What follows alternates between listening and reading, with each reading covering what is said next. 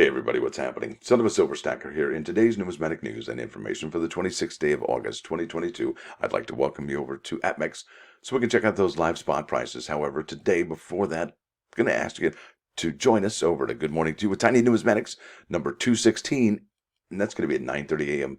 Eastern Time, 6:30 a.m. Pacific. Now, we're also doing the American Women Quarters 2022 Ornaments Drop, and that'll be at 11:40 a.m.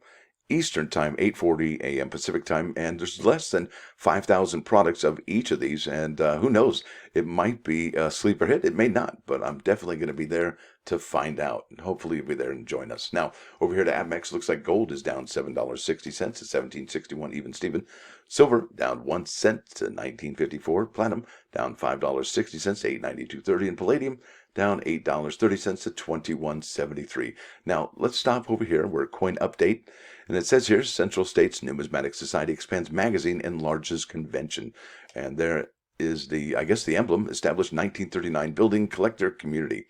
And I guess these are all the states that are included: North Dakota, South Dakota, Nebraska, Kansas, Missouri, Iowa, Minnesota, Wisconsin, Illinois, Kentucky, Indiana, Ohio, and Michigan. It says here, October 25, 2022, to provide even more service to collectors and dealers, the Central States Numismatic Society, CSNS, has enlarged the format of its quarterly publication, the Sentinel, to a full-size glossy magazine, and will again expand its annual CSNS convention and provide additional security measures beginning with the April 2023 show. And I guess that's what the magazine looks like there. It says here, founded in 1939, the Midwest-based organization is open to prospective members throughout the United States as well as other countries. That's interesting.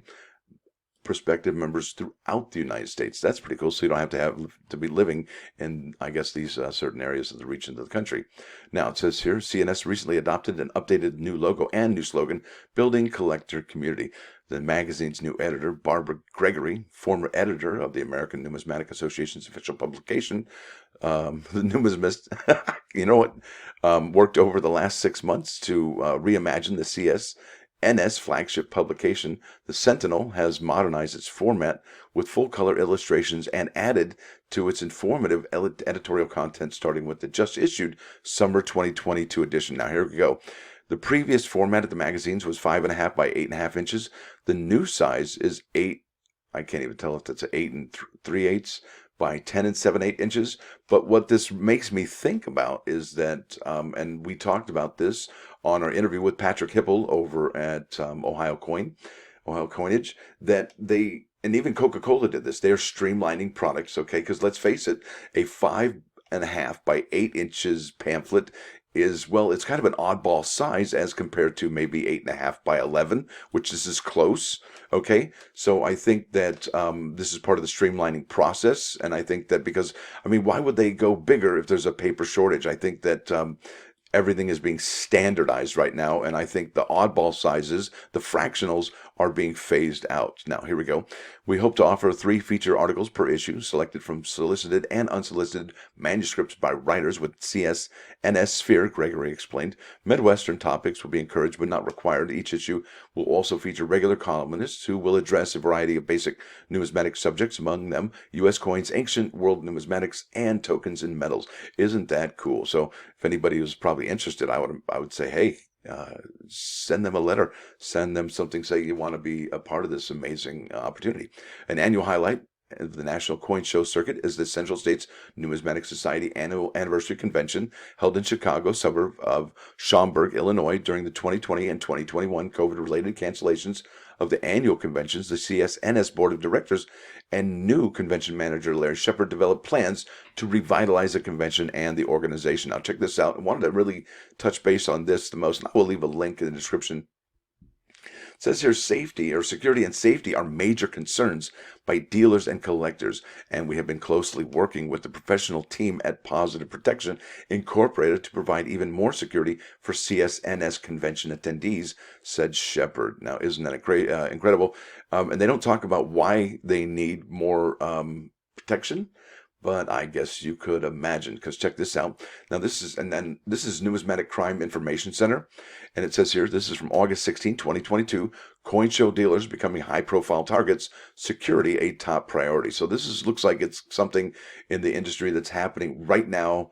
and it's going to be addressed more quickly than later. It says here, warning, during the past several months, organized groups have been targeting let me highlight this here, have been targeting coin shows and coin shops.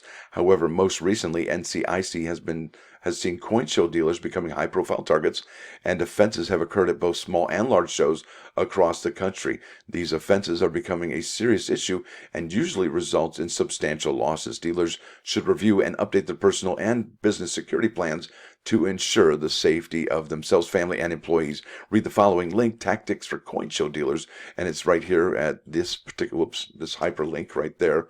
Well, it's not really a hyperlink. You just copy and then go to. Doug Davis, founder, president, Numismatic Crime Information Center.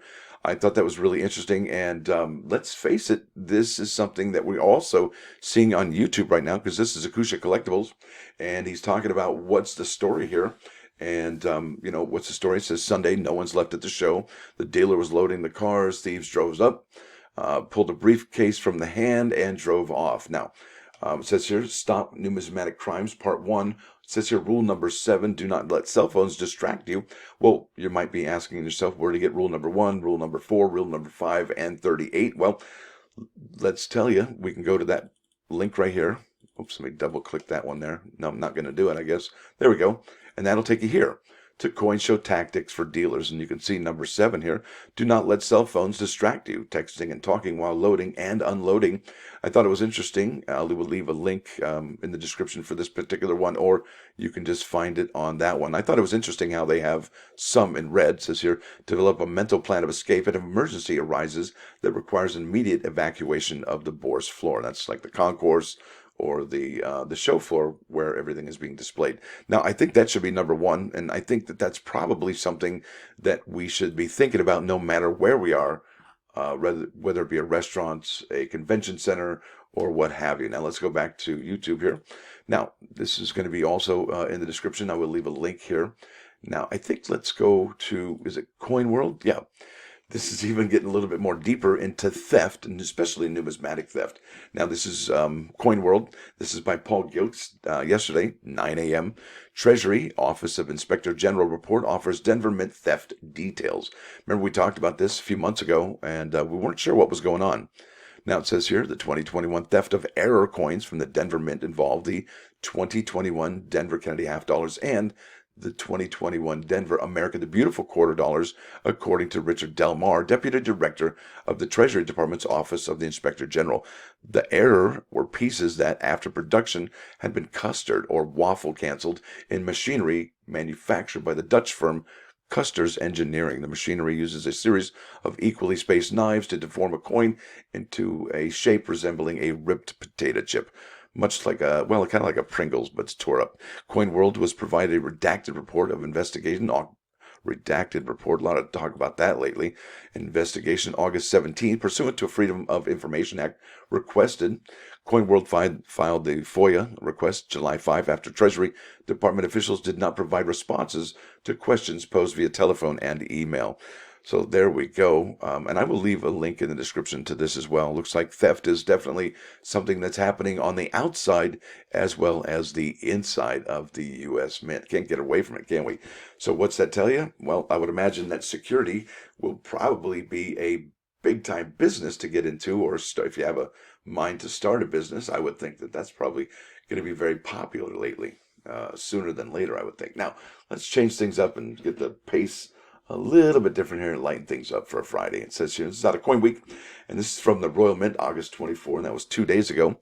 And I don't normally do the Royal Mint stuff, but this was some pop culture that I couldn't necessarily avoid because Harry Potter is near and dear to my heart, as I own all Harry Potter books and movies. Digital too.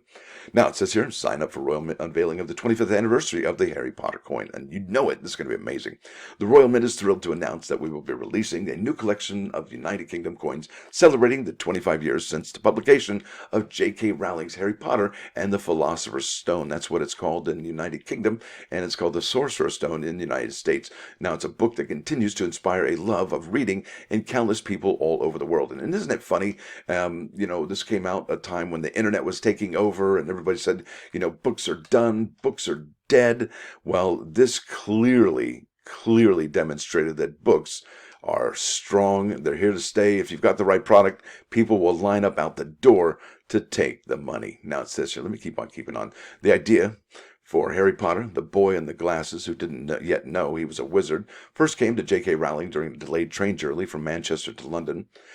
From that moment of magic, the boy who lived was imagined into being an unassuming 11-year-old hero destined to face terrible danger, but also finds greatness within himself. Harry Potter and the Philosopher's Stone was published by Bloomsbury Children's Books in 1997, the first of J.K. Rowling's spellbinding adventures of Harry Potter and his unforgettable friend Ron Weasley and Hermione Granger. In 2015, Bloomsbury commissioned artist Jim Kay, that was a few years ago, wasn't it, to create the first fully illustrated edition of J.K. Rowling's classic story. Now, you can sign up here to take part in an enchanting event streamed live from the Royal Mint Experience, taking place 7 British summertime on Thursday, the 8th of September, 2022, just a few days after the Hogwarts Express takes students to start a new term at the magical school. Right? So that's going to be incredible. The Royal Mint will be unveiling the first coin designs in the series. There will be also a panel discussion where you have the opportunity to send in your questions for our expert panel to discuss.